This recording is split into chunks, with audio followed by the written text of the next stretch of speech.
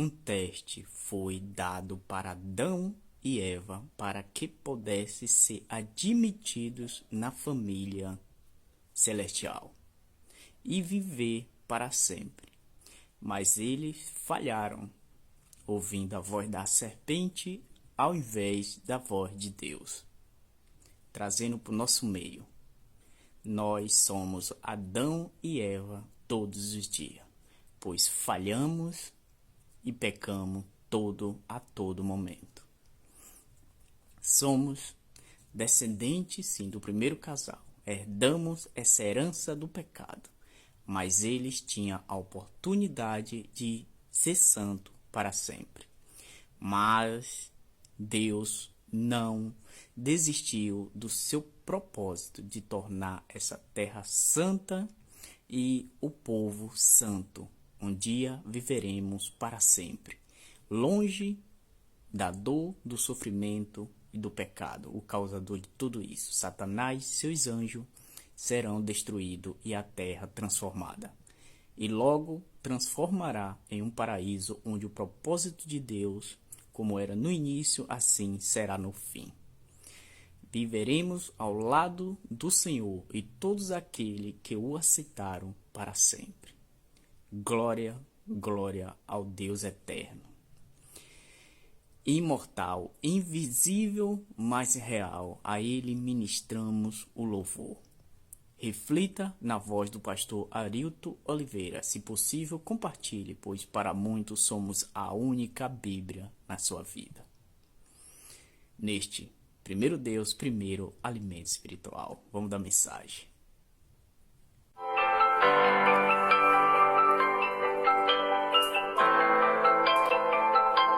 Paz seja convosco.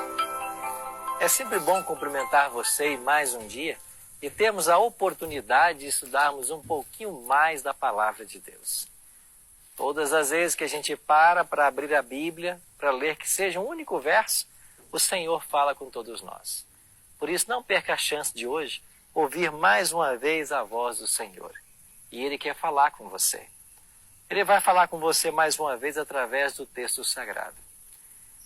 Ao sair das mãos de Deus, do nosso Criador, o mundo que Deus havia criado era um mundo perfeito. Gênesis 1:31 diz que tudo era bom. A morte era desconhecida para Adão e Eva. E nesse contexto, Deus advertiu o casal, o que está escrito em Gênesis 2:16 e 17, que é o texto de hoje. E eu leio assim: de toda árvore do jardim você pode comer livremente, mas da árvore do conhecimento do bem e do mal você não deve comer, porque no dia em que dela comer, você certamente morrerá. O texto de hoje mostra de forma clara a existência do livre-arbítrio no Éden. Caso não pudessem escolher livremente entre comer ou não comer o fruto, por que Deus então teria advertido o casal?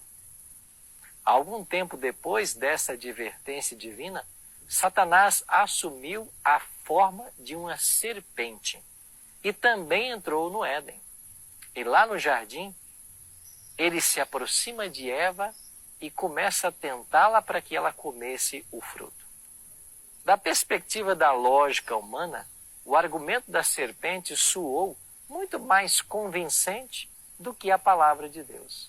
Mas por que isso? Bom, primeiro, não havia evidência no mundo natural, até aquele momento, da existência do pecado, da existência da morte. Segundo, alguns acreditam que a serpente estava comendo do fruto que Deus proibira, que ela comia e apreciava. Então, por que Eva deveria se conter para não fazer o mesmo?